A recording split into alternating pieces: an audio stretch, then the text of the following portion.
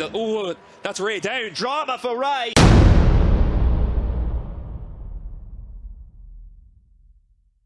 What's up, internet? Welcome back to my channel, and you might notice I've changed the background, which I do from time to time, but this is a special one because on the right we've got Justin Barcia, and you can tell it's Justin because of the flowing blonde locks of hair sticking out of the back of his helmet. And he's having a little bit of a spirited conversation with Mr. Eli Tomac. Now, you might remember that this looks vaguely familiar from a few weeks ago.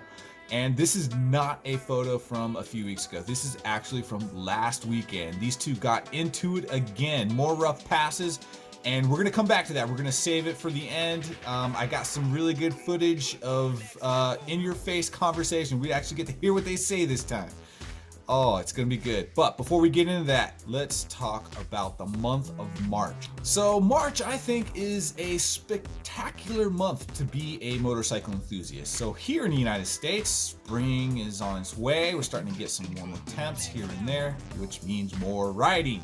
But the bigger picture, let's talk about the world. So you've got World Superbike had their first round last weekend, and Rea, oh man, that was a bit of a rough start. We'll get into that next. But also MotoGP. MotoGP's first round would be this coming weekend. Unfortunately, I believe Qatar has been canceled, and I've got a conspiracy theory about that, but we'll come back. And then here back in the United States, Supercross is in full swing. We're approaching the middle of the season. And we've got Bike Week in Daytona, Florida. That's just a week of nothing but awesomeness in regards to motorcycles. Parties in the streets, good food. You've got the Daytona Supercross. You've got the Daytona 200. Road racing. It's going to be awesome. So excited for World Superbike Round 1. Phillip Island, Jonathan Rea starting from P3. And that's pretty amazing. The dude's won 5 consecutive World Superbike titles. I think he's the only one to do that. I think the next closest was 4. I can't remember who it was. I'll put it up on the screen. How about that? I really think, though, this time Rea kind of lost his cool in race 1. We can see here that he is out front pretty early. He just passed his old teammate, Tom Sykes. And Sykes looks pretty pumped up. He gets inside, bumps Rea off the track. Rea's got to stand the bike up and go off-roading into the sand gravel pit. I think he did a pretty good job of staying on 2 wheels. And you just got to think he's fired up at this point. Had to put my hoodie back on, man. It's still a little chilly in Colorado. So here's where I think Rea maybe lost his cool just a little bit. So he's catching up to the back of the pack. He's literally going 5 to 6/10 of a second faster than the leader of the race. Mistake number 1, man. He dives inside of the Yamaha directly in front of him, bumps the rider exactly the same way Tom Sykes did to him, throws his hand up to say, "I'm sorry, but I'm in a hurry and I need to get to the front. You're in my way." Next mistake, Rea simply pushing way too hard. Watch the front of his bike.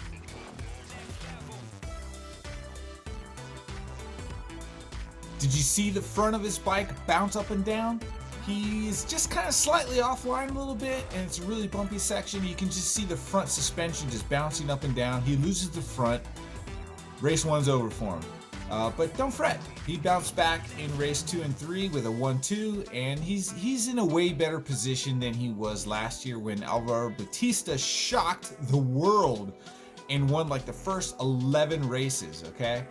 So, you know, it's a rough start, but it's not a bad start. So let's move on to some Supercross. So last weekend was Atlanta, Georgia, and Eli Tomac nails a hole shot in his heat race. I can't even remember the last time Eli Tomac got a hole shot. It's just not something he does very often, you know? His starts are just up and down.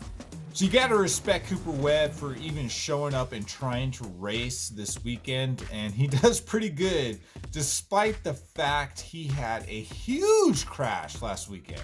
All right, let's just jump right into what you guys have been waiting for, and that's Justin Barcia and Eli Tomac getting together once again. As he made the pass in Arlington. He did. Oh, he makes it.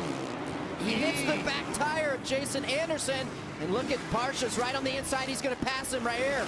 And Barcia's not a... So both Barcia and Eli Tomac get really pathetic starts. They're buried mid-pack, and you know, by Barcia's standards, he actually makes a pretty clean pass on Tomac by surprise. He's going to pass him right here.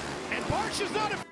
Aggressive, little bit of contact, but by Barcia's standards, somewhat clean, and you can see that Barcia has to aggressively seat bounce to hit the triple coming out of the turn. Afraid to be aggressive about it, and he was, and Bam Bam is bye-bye and pulling past. Tomac retaliates. Clearly, Tomac's pass back on Barcia was more aggressive, there was more contact, but in the grand scheme of things, that was not an overly aggressive or dirty pass. I mean, these are the kinds of passes we see week in and week out. I really don't know what Justin was so pissed about. So Tomac is about to make a really, really bad decision.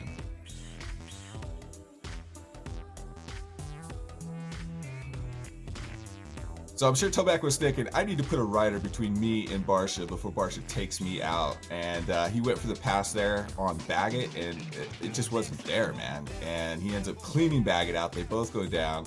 Barcia goes on to claim second place, which was a really good ride considering where he came from. Tomac gets back up and makes it all the way back up to fourth. It was also a pretty good ride considering where he came from. But all in all, man, this is why you need to get good starts so you can stay away from all this drama. Barely! I was there! How can you think I really care? I don't give a f***. You look fine, dude! Hey, guess what? Someone's just as psycho as you. Yeah! Someone's just as crazy as you and doesn't give a sh**. I'm clean all year. Dirty one. You got all year to do it. The rest of my book is wide open. Dirty. Hey! I don't give a f***, you dirty s***. I got a range too. It was dirty. Not, you can be aggressive. That was dirty. You watch my pass? Please. Yep. Still rapping, dude. No, it wasn't. Have you ever passed anyone clean without touching someone's bike? This year? I love how Eli Tomac's like, hey man, have you ever passed anybody clean? And Barcia's like, this year? Both these guys have been racing for like a decade. And Barcia's like, this year? Come on, man. I tell you what, man, these top pros and their first world problems, everybody just needs to shut up and get on with it, man. I can't wait for tomorrow. Tomorrow, Supercross will be in Daytona, Florida. The drama will continue. It's a track that definitely favors Eli Tomac, but Justin Barcia's going to be good there too, and he's going to be extra motivated, as they all will be after all this drama. So, yeah, I can't wait for the next race. And then Superbike, World Superbike Round 2. I can't wait for that.